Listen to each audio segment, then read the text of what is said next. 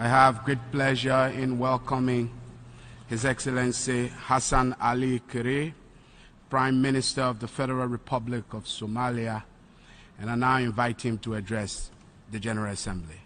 Thank you. Bismillah ar-Rahman ar-Rahim. Mr. President, Mr. Secretary General of the United Nations, honorable delegates, excellencies, ladies and gentlemen. It is an honor to address the 72nd session of the United Nations General Assembly. I bring you warm greetings and good wishes from our President, His Excellency Mohammed Abdullahi Mohammed Farmajo, and the entire government and people of the Republic of Somalia. Allow me to first congratulate the President of the 72nd session of the United UN's General Assembly for assuming this role and for ably steering the august body toward a successful gathering. This year's session also coincides on a National Peace Day. Yesterday we observed the International Day of Peace, a day that called for togetherness and solidarity with those who have been forced to flee their homes and those who leave home to seek a better life. The theme of this year's General Assembly speaks of peace and decent life in a sustainable planet. The similarity in focus goes beyond coincidence to acknowledge that the pursuit for peace, decent life, respect, safety, and dignity is a global need, yet elusive for hundreds of millions of people in the world today, from Syria to Central African Republic, from the Rohingya people of Myanmar to the people of Libya. The number of protectorate and new conflicts remains unacceptably high. The Somali people have for many years been a victim of war, famine, and poverty, which has seen them displaced internally, while others made the perilous journey abroad.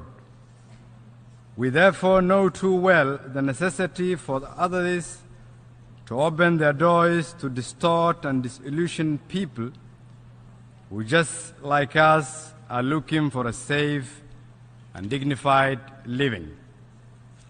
I take this opportunity to thank all those who, even in challenging times, continue to uphold this spirit of oneness, of sharing and caring.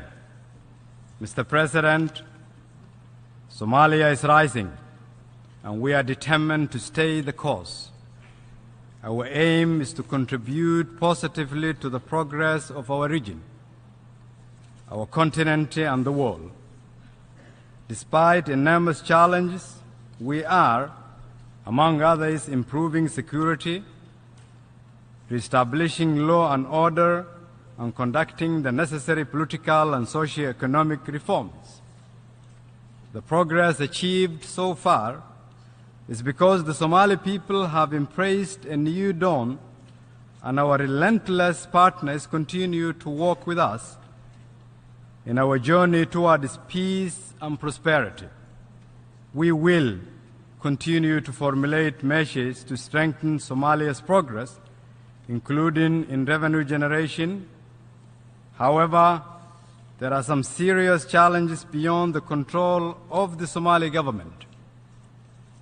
Debt relief would have the effect of unlocking concessional financing, attracting foreign investment, and providing an opportunity that is critical to sustaining our reform efforts and consequently reinvigorate our economy.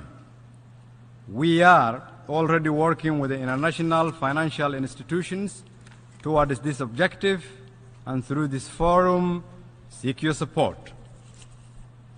Mr. President, terrorism remains one of our pressing challenges, with its repercussions felt globally. As such, our unity in addressing this scourge collectively and sustainably is critical. No effort should be spared in neutralizing the growth and influence of international terrorist organizations such as ISIS, Al-Qaeda, who, as we know, are key influencers of localized terrorism. Efforts to step up military interventions against such groups should be redoubled. In Somalia, we've made significant strides, which we have weakened the capability of Al-Shabaab. In this regard, I would like to thank AMISOM for their sacrifice, unfailing support, dedication, and solidarity in the fight against the Shabaab. To ensure the sustainability of such gains, we focused on strengthening the military capability of our national security forces. However, the arms embargo imposed against Somalia is a severe limitation towards this objective. The federal government of Somalia will continue to work with the Security Council and relevant actors on our roadmap towards lifting the arms embargo. Poverty and lack of education and livelihood opportunities remain also contributing factors to the growth of violent extremism. Across the world, disillusioned youth are at heightened risk of exploitation by criminal networks, including terrorists. The urgent need to invest in education, skills building, and livelihood opportunities for our youth is crucial. Addressing these key strategic elements to counter terrorism is an enormous task which requires a holistic approach and resources to match. We continue to call upon friends of Somalia to help us in this important undertaking. Mr. President, we cannot talk about a sustainable planet without demonstrating commitment to make this world livable for ourselves and the future generation. Somalia is one of the countries ravaged by a vicious cycle of man-made and natural disasters created directly by environmental degradation. Rains are scarce, leading to crop failure and death of livestock, which subsequently leads to drought and famine.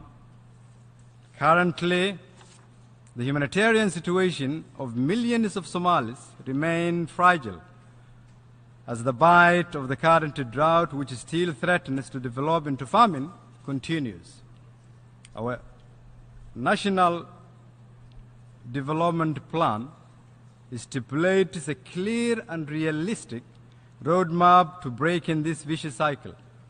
However, Somalia and many other countries who are on the receiving end of climate change are unable to find the resources required to tackle this ever-growing problem. In this regard, we urge all member states to continue improving the Paris Climate Agreement, which has the potential to mitigate the effects of climate change. Similarly, developing countries such as ourselves need investment in long-term initiatives, including infrastructure, development, water conservation, innovative food and livestock production, and creation of livelihood opportunities. Mr. President, we need to get a better streamlining global development and aid structures, especially for fragile states. We need to revisit the prevailing paradigms and take bold and innovative steps to improve this architecture. The New Deal, engagement in fragile states agreed in South Korea in 2011, was certainly a great step in that direction. Somalia fully embraced this agreement. Yet, with all its strength, the New Deal for fragile states needs improvement.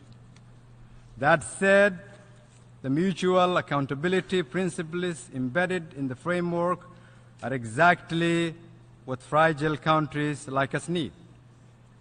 Oftentimes, pledges are made only to be neglected later. That should not happen, as fragile countries rely on such support to rebuild their state.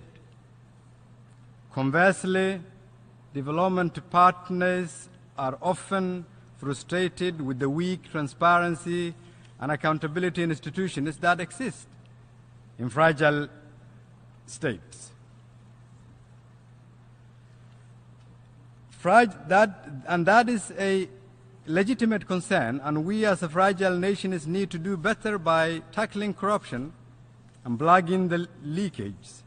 Somalia has recently taken bold steps to address corruption. The anti-corruption bill, critical for putting in place measures for good governance and accountability, has been approved by my cabinet and tabled for enactment to the Parliament. The leadership of my nation has also reiterated its zero tolerance to corruption. Also relating to this issue and funding generally, we must find predictable funding for non-UN peacekeeping missions. This is particularly true for AMISOM in Somalia. For over a decade, they have registered tremendous success, yet they continue to operate in uncertainty of funding each year. We believe that investment in peacekeeping is worthy investment in peace building and state building. And we have seen the positive outcomes of this investment in Somalia. I look forward to engaging our partners on this matter in the coming weeks and months. Mr. President, distinguished delegates, excellencies, ladies and gentlemen, a fundamental element of peace building and state building is how any country treats its marginalized and voiceless. Women are crucial in decision-making and investment in society. In spite of our many challenges, Somalia has made significant steps in this regard.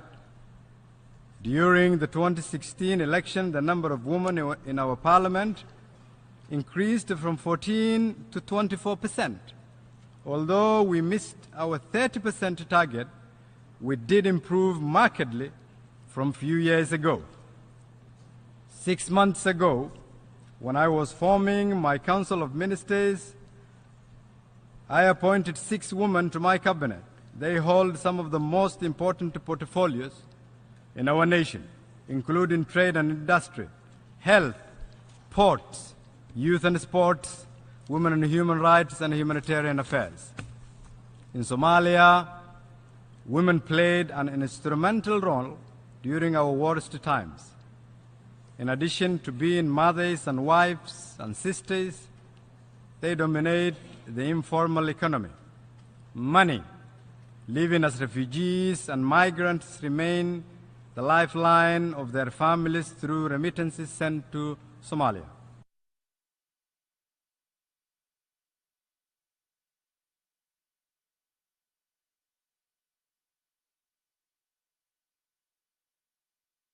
The late Abbas Siraji, who was tragically killed in May this year, he was a beacon of hope for Somalia's young people. Having grown up in the world's largest refugee camp in Kenya, he worked hard, studied, and worked for various UN agencies. I appointed him to the Minister of Public Works and Reconstruction at age 31.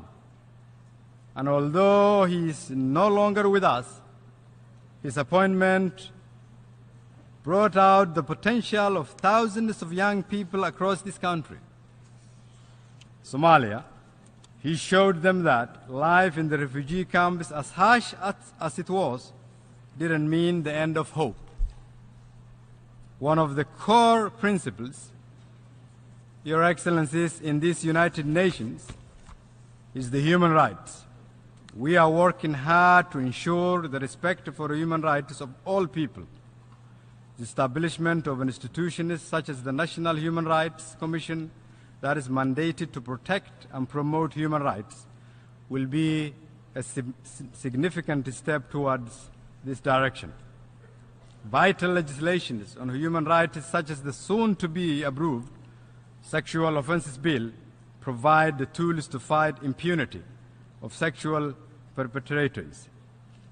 And even though we are fond of our tradition, it should never be a reason to condone impunity, and my government is determined to find ways to harmonize our traditional dispute resolution and our conventional justice system in a manner that respects the human rights of its people. Mr. President, the United Nations continues to be the world's most important and common platform for nations to develop and strengthen bilateral and multilateral relations. It is a core UN principle for states to respect each other's political independence, sovereignty, and territorial integrity. It is a principle that should be promoted and upheld at all times, especially when engaging with fragile states such as Somalia. Mr. President, in closing, I would like to take this opportunity to add my voice to the reform process of the United Nations. This organization has worked for peace and stability for decades, and I strongly believe that the Secretary General's reform agenda will most certainly lead to a far responsive and dynamic institution. As a country that has greatly benefited from the UN system, we've also seen that it can improve its overall efficiency. With that, I would like to conclude by once again reminding all of us that we must redouble our efforts to focus on peace and decent life for a sustainable planet, and that will take a collective recognition that what happens in one corner of the world impacts another corner of the world. Thank you, and may Allah bless you all.